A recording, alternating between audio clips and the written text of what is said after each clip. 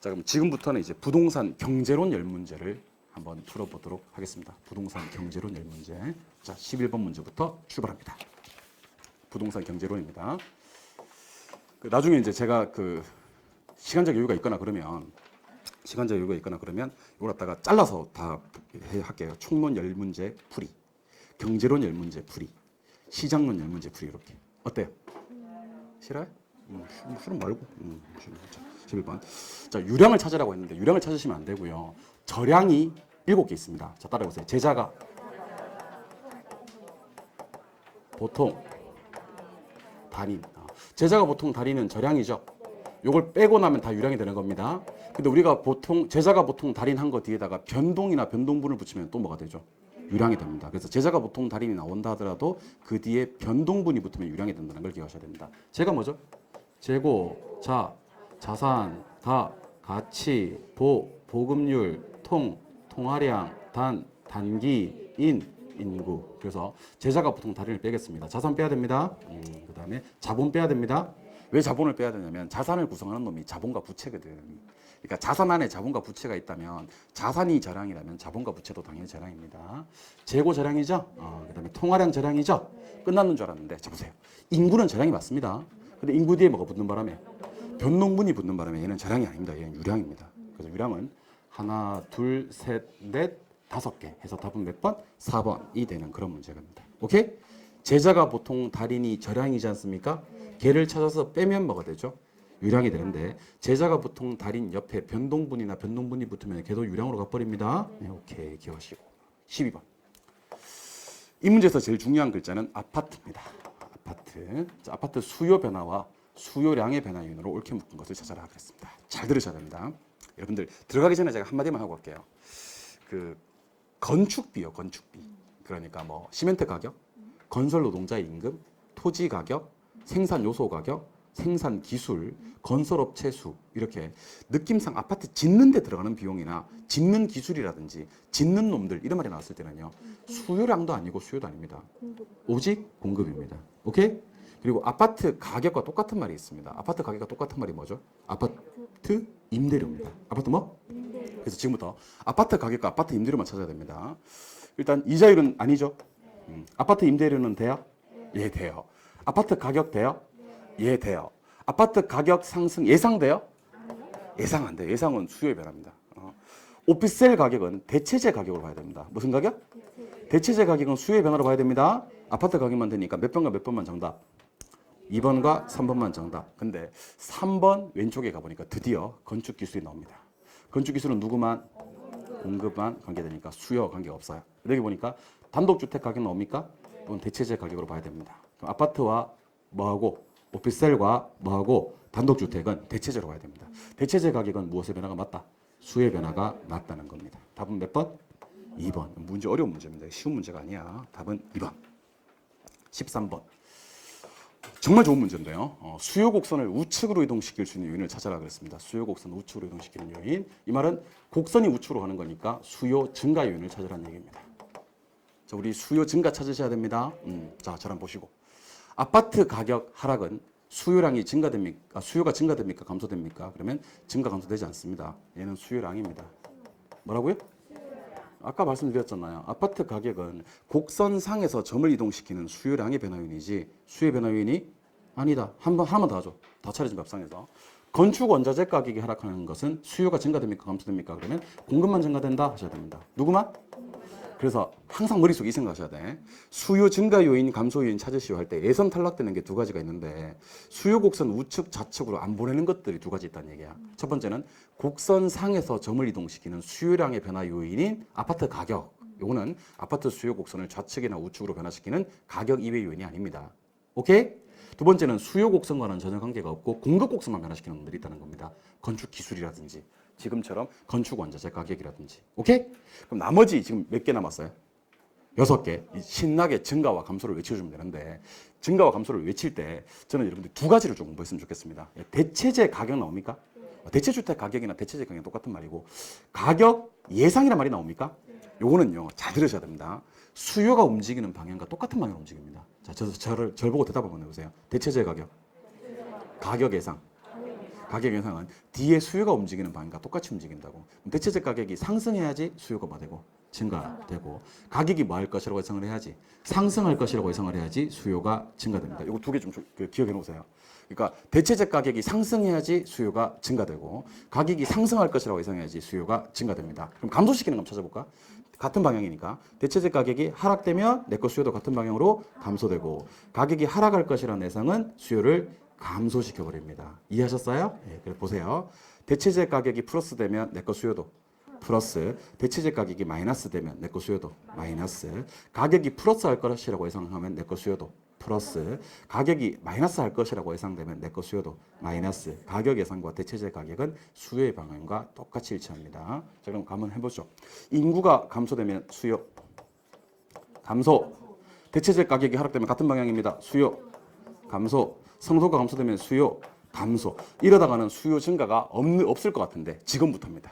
지금부터 실질 소득이 증가되면 수요 한 개, 금리가 하락되면 수요 또 한 개, 가격이 상승할 것이라고 예상되면 오르기 전에 미리 사두려고 하니까 수요 증가. 그래서 총 몇 개? 3개. 뒤에 거 3개입니다. 답은 2번. 오케이? 오케이. 14번. 자, 14번 문제 푸는 방법을 알려드릴 테니까 절 보셔야 됩니다. 자, 따라하세요. 소득의 정렬중. 또 따라하세요. 교차의 대보도. 일단 교차가 뭔지 좀 봐야 되지. 교차 어디다 쓸까? 여기다 쓰죠.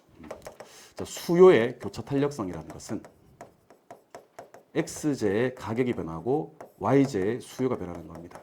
반비 내리는 가수교입니다. 반비 내리는 가수교. 제화가 몇 개 나오고? 2개 나오고. 앞에 제화가 뭐? 가격. 순서 지켜주셔야 됩니다. 앞에 제화 가격, 뒤에 제화 수요. 같은 방향 무슨 제? 대체제. 반대 방향 보완제. 아무 관련 없으면 독립제. 그럼 제가 지금부터 소득의 정렬중과 교차의 대보독의 공통점을 좀 알려드리겠습니다. 소득의 정렬중과 교차의 대보독은요, 크기가 안 중요합니다. 방향이 중요합니다. 소득이 증가될 때 수요가 증가되면 정상제, 소득이 증가될 때 수요가 감소되면 열등제, 한 놈 가격이 상승할 때 다른 놈 수요가 증가되면 대체제, 한 놈 가격이 상승할 때 다른 놈 수요가 감소되면 보완제, 이렇게 하는 겁니다. 그래서 여러분들이 옆 사람한테 이걸 좀 설명해 줄 수 있었으면 좋겠습니다. 제가 좀 이따 쉬는 시간 가질 때 아무나 만만한 사람 옆 사람 하나 잡아가지고, 야, 저기 정상제 열등제랑 대체제 보완제가 어떻게 다른 줄 알아? 이렇게 물어보는 거야. 그러면 좀 도와줘. 그냥 나는 모르겠는데 이렇게 해주는 거지. 역할극 하는 거야. 그럼 지금부터 내가 얘기해 줄게. 소득이 증가될 때 수요가 같은 방향으로 증가되는 자원은 정상제고, 소득이 증가될 때 수요가 반대로 감소되는 자원은 열등제야. 이렇게 해주시면 되고, 한 놈 가격이 상승할 때 다른 놈 수요가 증가되는 자원은 대체제고, 한 놈 가격이 상승할 때 다른 놈 수요가 감소되는 자원은 보완제야. 이렇게 한번 해주시면 됩니다. 알겠죠? 역할극 한번 해봅시다. 됐습니다. 됐고. 자, 소득이 뭐였죠? 증가. 수요가 뭐였죠? 증가. 소득이 증가될 때 수요가 증가되는 자원은 무슨 제? 벌써 답은 3개가 떨어져 나갑니다. 소득의 정렬중 하는 순간. 그리고 한 놈 가격이 뭐 할 때? 상승. 다른 놈 수요가 증가. 당연히 같잖아. 그럼 무슨 제? 대체제. 무슨 소리 하는 거야 지금? 한 놈 가격이 상승했죠. 다른 놈 수요가 뭐 했죠? 감소했죠. 그럼 요 놈 가격과 요 놈 수요가 반대로 움직였죠. 일시는 무슨 제? 보완제. 그래서 요 문제를 잘 보면서 답이 왜 3번인지를 읽는 건 팔짱 끼고 푸실 수 있어야 됩니다. 소득이 증가될 때 같은 방향으로 수요가 증가했어? 답은 정상제. 한 놈 가격이 상승할 때 다른 놈 수요가 증가했어? 대체제. 한 놈 가격이 상승했는데 다른 놈 수요가 감소했어? 이거는 보완제. 소득의 정렬중, 교차의 대보독을 기억해 주시는 겁니다. 오케이? 15번 문제로 갑니다. 15번 문제. 아파트 시장의 균형 가격과 균형 거래량의 변화에 대한 설명이 다 틀린 것을 찾아라. 이거 칠판 한번 보시죠.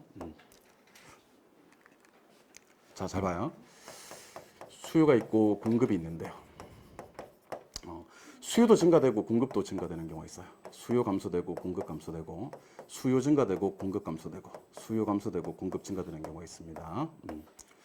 수요 증가되고 공급 증가되면 가격은 몰라요. 양은 증가되고요. 수요 감소되고 공급 감소되면 가격은 몰라요. 양은 감소되고요.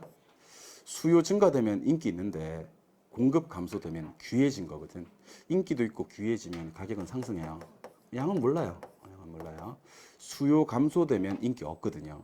근데 공급 증가되면 인기도 없는 가운데 흔해진 거거든. 가격은 하락합니다. 오케이? 양은 알 수가 없어요. 요거 아직까지 머릿속에 없는 분들은 빠른 시일 내에 머릿속에 장착하셔야 됩니다. 수요 공급이 둘 다 증가되면 가격 몰라, 양 증가. 수요 공급이 둘 다 감소되면 가격 몰라 양 감소.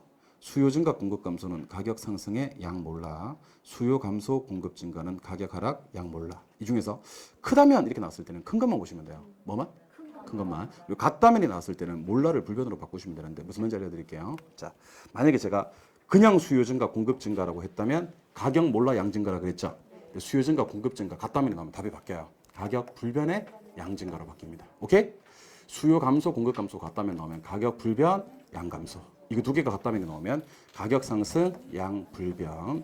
요거 같다면 나오면 가격 하락 양 불변. 같다면이 나오면 몰랐던 게 불변입니다. 그런데 우리 부동산 학개론에서 불변이라는 게 총 몇 번에 걸쳐서 나오냐면 4번에 걸쳐서 나와요. 4번에 걸쳐서. 자, 시간 보세요. 탄력성이 0일 때, 탄력성이 무한대일 때, 탄력성이 1일 때. 0은 완전 비탄력이라 그래요. 뭐라고요?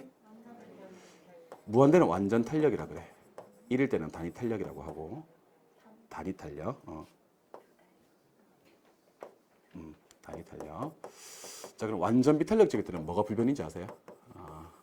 양불변이에요. 뭐 불변? 양불변. 완전 탄력적일 때는 기울기 수평이니까 가격 불변. 단위 탄력적일 때는 총 수입이 불변합니다. 뭐 불변? 수입 불변. 그리고 혹시 A와 B가 같다면이 나오는 경우가 있습니다. A와 B가 같다면 그때는 몰랐던 게 가격 몰랐었을 때는 가격이 불변이고요. 양을 몰랐었을 때는 양이 불변이 되는 겁니다. 그래서 완전 비탄력적일 때는 양불변, 완전 탄력적일 때는 가격 불변, 단위 탄력적일 때는 수입 불변, 같다면이 나오면 몰랐던 게 불변. 그렇게 처리하시면 됩니다. 15번 문제 한번 풀어드릴게요. 필기하시면 오늘 수업 힘들어요. 진짜 오래 못 버텨요. 수요 증가되면 인기 있고요. 공급 감소되면 귀해졌어요. 그때는 가격은 무조건 뭐하고 상승하고, 양은 증가 감소 또는 불변할 수 있다. 이 말이 알 수 없다는 뜻이에요. 양은 알 수 없다. 오케이. 수요와 공급이 모두 증가된다. 수요도 증가되고 공급도 증가되면요. 가격은 상승, 하락, 불변할 수 있다. 알 수 없다는 얘기예요. 알 수 없고, 양은 무조건 많다. 증가된다. 수요의 감소가 공급의 감소보다 크다. 그럼 수요 감소만 보면 됩니다. 그럼 가격은 하락하고 양은 감소됩니다. 큰 것만 보면 돼요. 수요 증가가 공급 감소보다 작다. 이번에는 공급의 감소만 보면 됩니다. 큰 것만 보면 되니까 깁스 감소해서 가격 상승, 양 감소. 자, 5번 지문이 답인데 빨리 푸는 방법 알려드립니다. 빨리 푸는 방법. 자, 여기 지금 뭐감이 나왔어요? 같다면이 나왔어요? 뒤에 불변이 꼭 있어야 돼요. 아니, 됐고 일단 몰라도 되고 불변이 꼭 있어야 된다고. 근데 뒤에 불변이 있어 없어? 무조건 틀린 지문입니다. 무조건 틀린 지문. 이거 보세요. 그냥 수요 증가, 공급 증가는 가격 몰라 양 증가가 맞거든. 근데 수요 증가, 공급 증가 뭐하다면 나오면, 같다면이 나오면 가격 알 수 있어요. 가격 불변하고 양 증가라고 해야 됩니다. 알겠죠? 다시. 그냥 수요 증가, 공급 증가는 가격 몰라 양 증가인데, 수요 증가와 공급 증가가 같다면이 나오면 가격 뭐에? 불변의 양 증가가 됩니다. 이거 연습 한번 해보세요. 자, 다시 한번 해볼게요. 표정이 좀 이상해요. 지금. 수요 공급, 가격량. 자, 수요 증가, 공급 증가하고 수요 증가, 공급 증가 같다면 하고 답이 어떻게 다른지를 한번 보자고요. 수요 증가, 공급 증가는 가격이 어떻게 돼요? 몰라요. 양은 증가되는데 수요 증가, 공급 증가 같다면이 나오면 가격 뭐요? 불변하고요. 양은 증가되는 겁니다. 그래서 같다면이 나오면 뒤에 뭐가 나온다? 불변. 아까 뭐 했던 게 몰랐던 게 같다면이 나왔을 때는 불변으로 바뀐다 이런 뜻입니다. 아시겠죠? 네, 그렇게. 이번에는 16번으로 갑니다. 16번.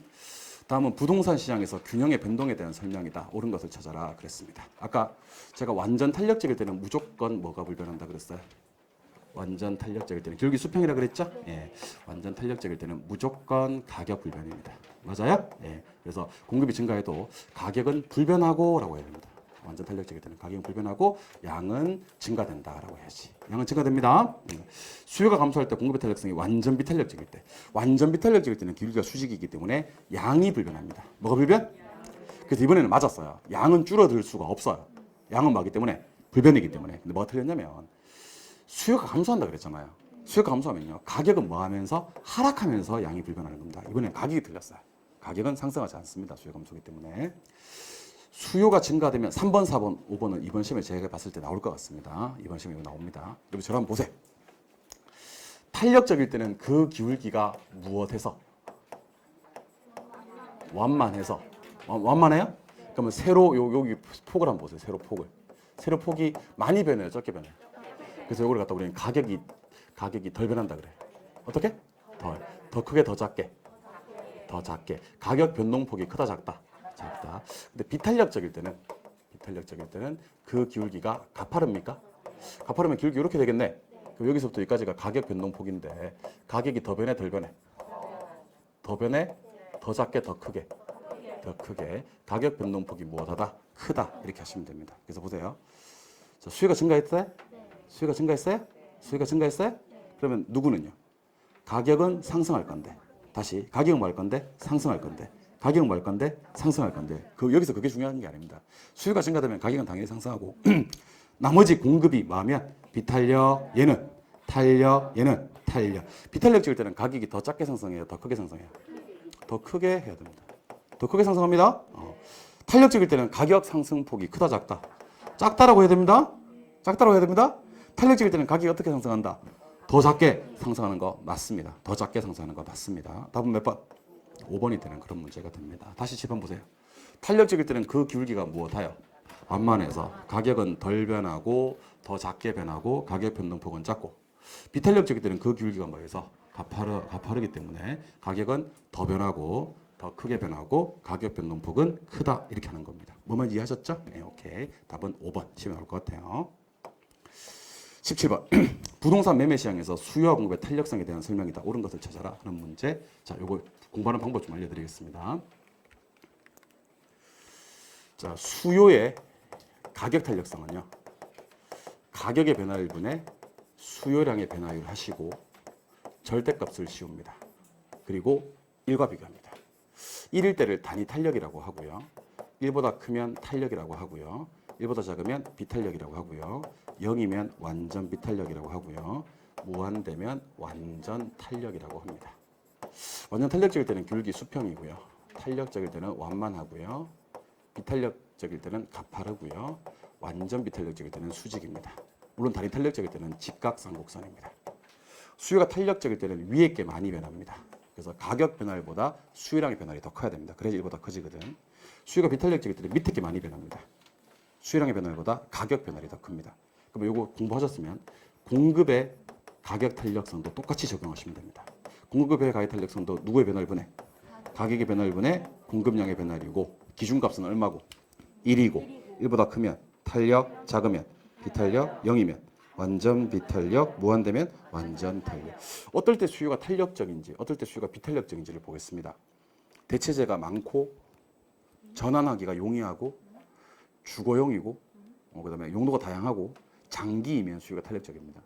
그럼 대체재가 적고 당기고 전환이 곤란하고 용도가 특수하고 상공업용이면 수요가 비탄력적입니다. 수요가 탄력적일 때는 기업에서 어떻게 하는 게 총수입을 증가시키냐면요. 탄력적일 때는 저가 정책, 가격을 인하시키는 정책이 총수입을 증가시킵니다. 맞나요? 비탄력적일 때는 가격을 올리는 고가 정책이, 오케이? 가격 인상시키는 정책이 총수입을 증가시킵니다. 단위 탄력적일 때는 가격을 올리든 내리든 수입은 불변합니다. 여기 수입 정책 알고 계시죠? 그래서 탄력적일 때는 무슨 정책? 저가 정책. 비탄력적일 때는 고가 정책. 단위 탄력적일 때는 수입의 변동사항은 없다. 이렇게 하시는 겁니다. 아시겠죠? 네, 오케이. 문제 한번 보겠습니다. 수요의 가격 탄력성이 비탄력적이다. 자, 우리 밑에 가격 변화율이 있고 위에 수요량의 변화율이 있는 거 알고 계시죠? 그럼 항상 비탄력이라고 나오면 밑에 게 많이 변한다는 생각을 하셔야 되는 겁니다. 그래서 가격 변화율보다 수요량의 변화율이 더 크다. 수요량의 변화율이 더 작아야 됩니다. 가격 변화율이 더 커야 됩니다. 2번. 수요의 가격 탄력성이 무한대 하는 것과 0 하는 것이 바뀌어 있습니다. 수요의 가격 탄력성이 0이어야지 완전 비탄력적이고 그때는 기울기가 수직이고 양이 고정되고 양불변이 됩니다. 수요의 탄력성이 무한대이면 완전 탄력적이고 미세한 가격 변화도 수요량이 무한대로 변하고 수요 곡선은 수평선이 되는 겁니다. 0일 때 완전 비탄력, 무한대일 때 완전 탄력. 토지는 공급이 돼야 안 돼요? 라고 물으면 물리적 공급은 안 됩니다. 그래서 불변입니까? 그리고 완전 비탄력. 기울기는 수직선이 됩니다. 답은 몇 번? 4번. 공급의 가격 탄력성은 가격의 변화율분의 공급량의 변화율인데 공급의 가격 탄력성이 탄력적이라 그랬죠? 그럼 위에 게 많이 변해야지 탄력적입니다. 위에 게 많이 변해야지 가격의 변화율보다 공급량의 변화율이 더 크다라고 해야 됩니다. 그래서 항상 탄력적이려면 밑에 게 많이 변한다, 위에 게 많이 변한다. 위에 게. 비탄력적일 때 밑에 게 많이 변한다. 이렇게 얘기하시는 겁니다. 아시겠죠? 예, 답은 4번. 웃고 즐기는 건데 답을 모르겠죠? 답은 4번입니다. 지금 표정이 어우. 자, 기시계 한번 켜세요. 20번까지 풀고 좀 쉬겠습니다.